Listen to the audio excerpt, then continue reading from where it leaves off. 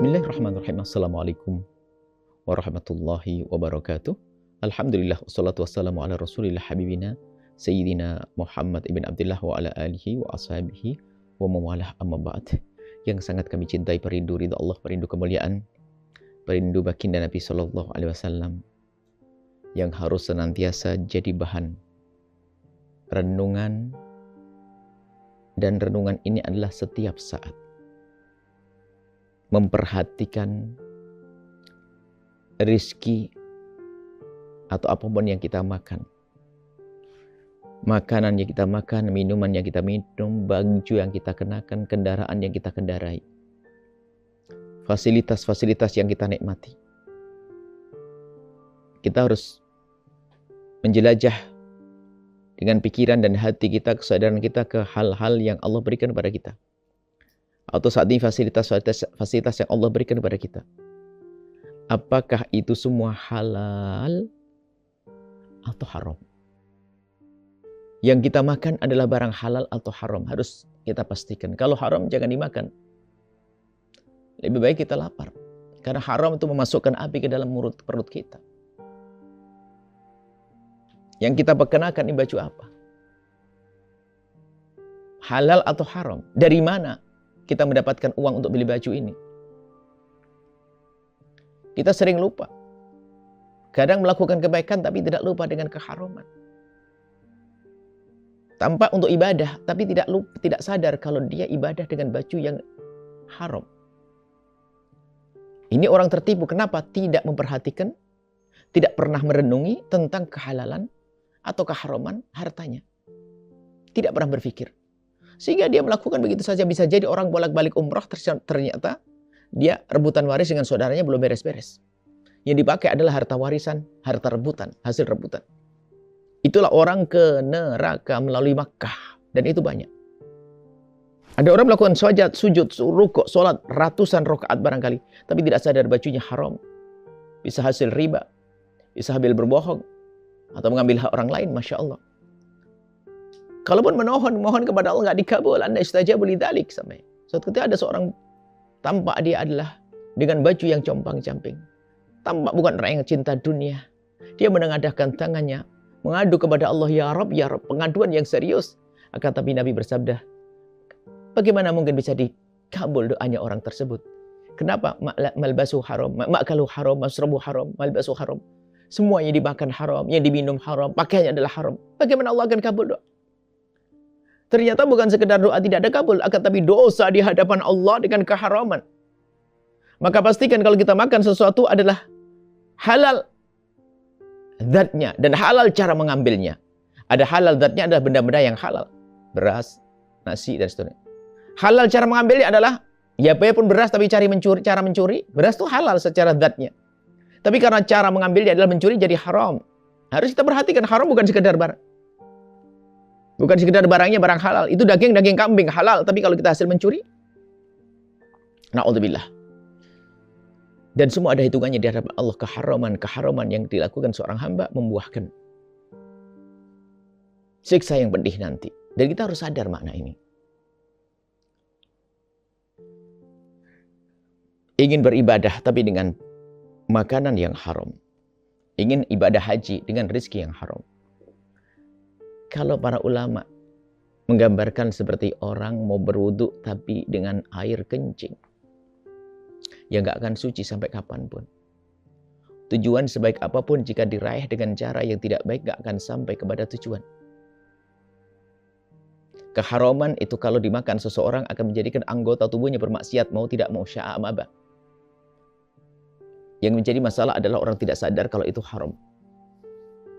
Bahkan enggan bertanya pada ulama. Bahkan dia sudah mengetahui bahasanya kalau bertanya pada ulama paling diharamkan. Loh, ya sudah tahu seperti itu, kenapa tidak mau bertanya?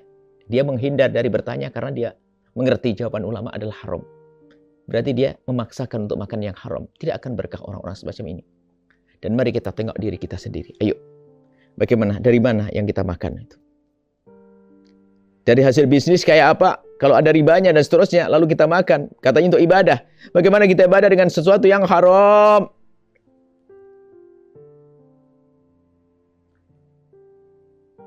Bekerja akan tapi tidak sesuai jamnya. Sering terlambat, pulang duluan. Terlambat, pulang sebelum waktunya. Ngajar, jadi ustadz, jadi guru, apapun. Bekerja akan tapi tidak tepat waktu. Haram. Itu namanya korupsi waktu. Dan masih banyak keharaman-keharaman. Akan tapi yang terpenting adalah kita punya kesadaran bahwa keharaman menghantarkan ke sengsara. Sehingga selalu berpikir, mana halal, mana haram, mana halal, mana haram. Motor yang kita kendarai dari mana kita dapat?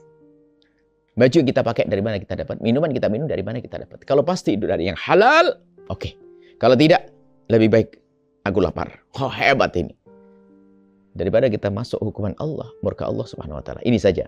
Semoga Allah memilihkan kepada kita untuk menjadi memilih untuk kita sesuatu yang halal dan mencukupkan kita dengan yang halal, menjauhkan kita dari yang haram. Nuhibbukum fillah. Assalamualaikum warahmatullahi wabarakatuh.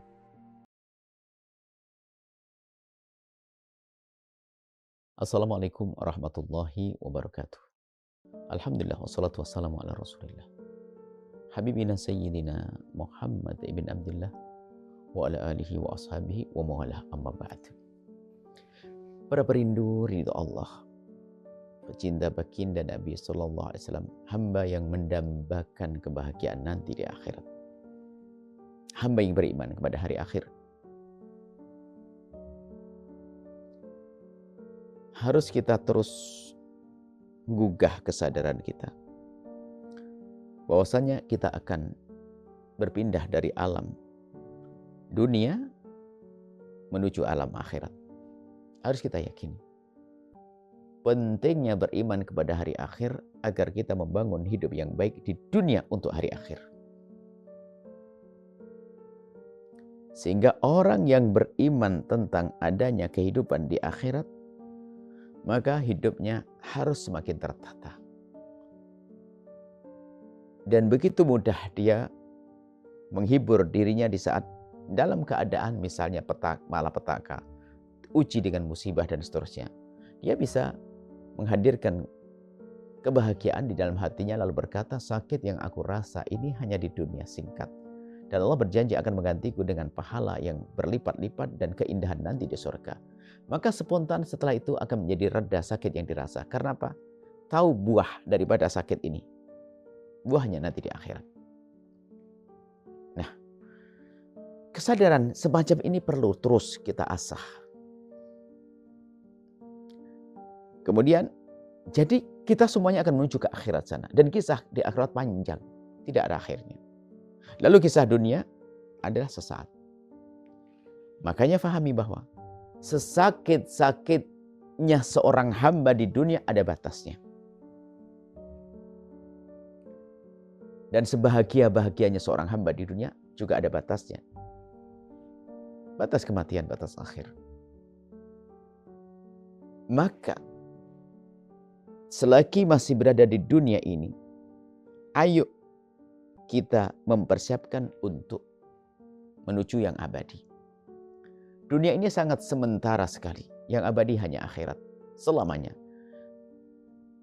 Sementaranya adalah jika Anda kaya pun ada berbatas. Bahkan menjadi fakir pun tidak harus nunggu mati kadang-kadang. Baru di pertengahan hidup perjalanannya sudah fakir ada.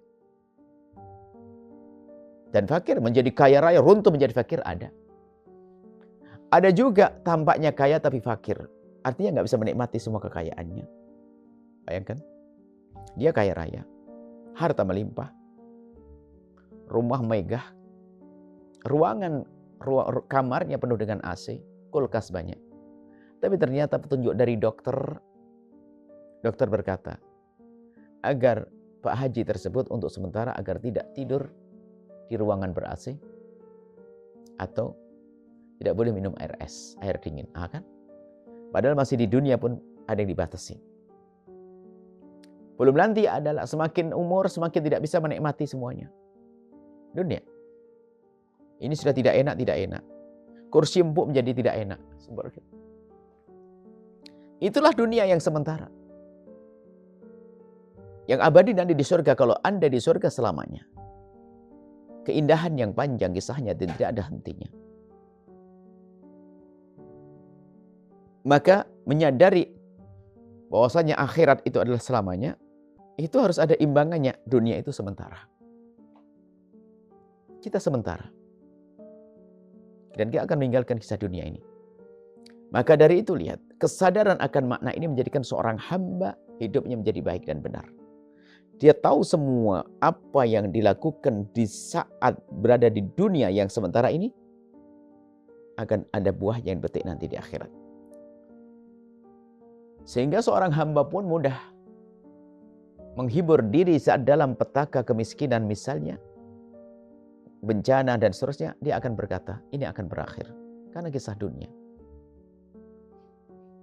Kemudian yang diberi kebahagiaan pun dia tidak akan sombong karena apa? Bisa saja saat ini, esok hari sudah diakhiri. Apakah dia mati, meninggalkan dunia, atau dunia sudah diambil oleh Allah menjadi fakir. Nah, kesadaran akan makna inilah menjadikan seseorang akan menggunakan apa yang Allah berikan di saat berada di dunia adalah untuk kepentingan akhiratnya.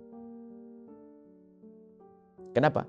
Saya akan menukar sesuatu yang sementara di dunia ini untuk sesuatu yang abadi. Sehingga muncullah orang kaya bangun masjid. Orang kaya bangun pondok pesantren bukan puluhan juta, ratusan juta, miliaran. Untuk sebuah perjuangan. Kenapa? Dia ingin mengabadikan dunianya. Dia ingin beli akhirat. Saya ingin bangun rumah megah di akhirat nanti. Itulah orang yang cerdas. Dia meninggalkan yang sifatnya sementara untuk menuju yang abadi. Menukar yang sementara menuju yang abadi. Berbuat baik dengan hartanya. Berbuat baik dengan tahtanya. Berbuat baik dengan apapun yang ia lakukan. Tapi perbuatan baik untuk mendapatkan kebahagiaan nanti di akhirat. Maka ayo berbuatlah di tempat yang sementara alias dunia ini untuk sesuatu yang abadi nanti di akhirat. Berbuatlah. Berbuatlah. Nuhibbukum fillah. Assalamualaikum warahmatullahi wabarakatuh. Setelah Anda menyaksikan video ini, jangan lupa berselawat kepada baginda Nabi Muhammad sallallahu alaihi wa alihi wa sahbihi wasallam.